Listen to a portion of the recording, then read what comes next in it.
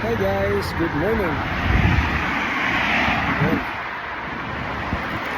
Pauwi pala tayo galing gym. Ngayon, sarap dito sa Lantra area. Time check, alas 2 ng madaling araw. Dito kahit maglakad ka ng madaling araw, walang problema, napaka-safe. Dito walang mandurukot. Isa to sa pinaka-safe na country sa buong Leyte. Kaya masabi natin sana all. Sana all na lang tayo. Dahil yung lugar na to kahit madaling araw ka, walang problema kahit na iwan ka ng madaling araw sa dito sa ano. Magandang umaga. Ngayong gabi ay, Dugayra. Kamu taga saman? Taga Leyte. Leyte asa sa Leyte. Ormo ko goy. Taga kuan ko, Buyog. Abuyog Leyte. Oh, ako igso na sa alang-alang. Ado, di sa lang sa ano? Karigara. Dili Karigara sa asa man? Albuera. Taga Albuera.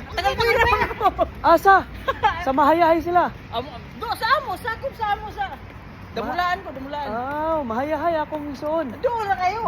Duha ka igsoon ako sa Mahayahay. Sa apelyido. Kuan kanang ako kay Nag-asawa ako kun sa man. kuan kanang mga dili ako apelyido is Kaintoy pero nakaasawa og mga kabiling. Kabiling. Kabiling. Nagpaparilid kayo. Agoy, si Junior. Junior Kabiling. Asawa niya si Ju sa amo ko ako igsoon. Kabiling man ako ang kuan ko tatay. Ako Oo ang ba? Oo. Oy, bayaw. Ayun, basig imo kailan eh. Kailan siya na siya, bulantoy. Kailangan na siya. Si Magpuntahan na siya mahayahay. Bulantoy, Mahayahay. Akong kuan ang taga ni. Agoy guys. Nag-vlog ka? Kuan ra ni kay Live? Jima. Ah. Kuan ka nang si Bayaw. Kuan, basi kailan ka ni Bayaw? Taga Albuera. Damulaan. Oh, Damulaan Albuera. Damulaan Albuera. Ang akong Bayaw sa kuan sa Mahayahay lagi. Wala gidola ka na sa mo. Di kailan nimo si Virgie. Benji apelido. Kabiling yan na inahan. Benji kabiling oh. Mo na sila kuan. Kailan na siya? Bulantoy? Oh, Bulantoy nga anak ni Atoy. Bayaw Junior. Kaila ka ni taga Damulaan nga anak ko nun siya ni Atoy nga Sinilyo. Sinilyo. Bayaw. Okay, Taga Albuera. Dakong Bisaya. Salamat kayo. Ingat. Gikan mo swan? Gikan ka din? Nag-gym ko. Ah. Ingat. Po yo. Diara sa kwan Alsafa. Daron po yun. Ingat. Oh, di ba? Yan. Nagkuan, yung di natin masabi. Tingnan mo, taga Albuera. Ano pa niya? Pinsan pa niya yung asawa ng kapatid ko. Talagang hindi mo talaga masabi dito kasi ang daming Bisaya. Nagkalat na tayong mga Bisaya.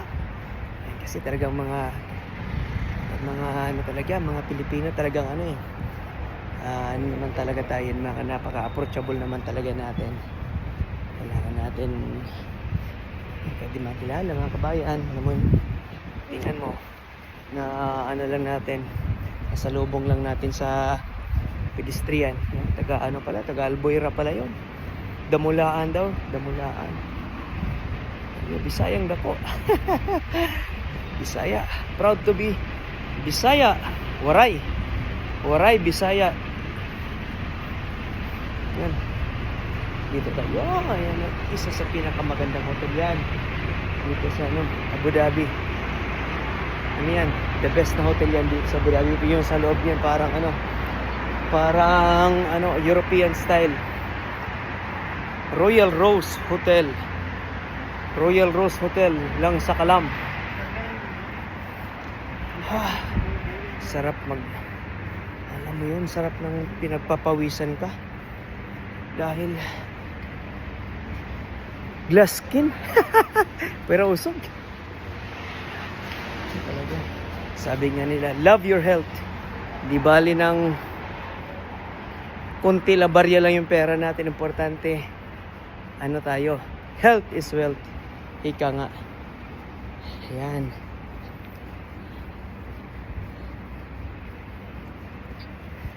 Yan, ako na lang yata yun. Ako na lang mag-isa dito sa daanan. Natulog na yung mga tao. Pero malas 2 ng madaling araw na. Ay, thank you Lord. Thank you God for all the blessings. Salamat Ama sa lakas. Lalakad na tayo. Lalakad tayo dito sa bandang Electra Street ng Abu Dhabi. Pauwi na tayo. Yan nasabi ko, sa lugar na to wala kang ikabahala dahil napaka-safe ng lugar. Kahit madaling araw ka dito sa maglakad-lakad ka ng mga kahit anong oras ng kahit mga dyan, walang mag-aano sa'yo dahil safe tong lugar na to. Kaya yung maraming mga Pilipino din dito sa UAE na alam mo yung nakipagsapalaran dahil una dito yung kahit marunong ka lang mag yes or no, pasok ka na sa maraming trabaho kang mahahanap.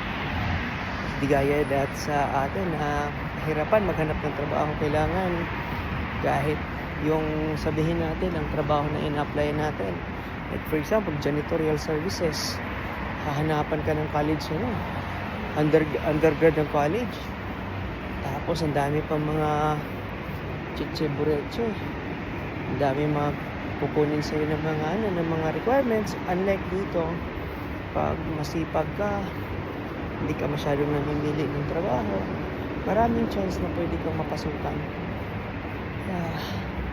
Kahit nga mamamangha ka nga dito sa mga ibang lahi like Bangladesh or mga Pakistan na alam mo yun, kahit hindi masyadong marunong mag-English pero nagsusumikap, makakahanap sila ng trabaho. Paano? Bigaya. Sana ganito sa Pilipinas, na bigyan naman ng chance yung masipag magtrabaho, wala nang bigyan ng mga maraming requirements. Kaya sa totoo lang, maraming masisipag na Pilipino Ang problema lang talaga yung sistema sa Pilipinas. Maling sistema. Sana mabago yung natin, yung sistema sa Pinas na huwag nang pahirapan ang mga naghahanap ng trabaho. Ayun, malapit na tayo dito sa bahay. Marami pa rin mga nagbubukas pa rin ng mga karinderya. Kahit mga alas 12:30 na. Sarap ng hangin. Malamig pa kasi dito. Mga mga katapusan ng February, medyo malamig pa yung hangin. Pagdating ng March yan, medyo simula ng tag-init. Kasi nga magra-Ramadan na. So pag entering Ramadan, medyo ramdam na yung pasamay na yun. Yun, malapit na tayo sa bahay. Yun po. Hanggang dito na lang. May God bless us all po. And ingat po tayong lahat. God bless.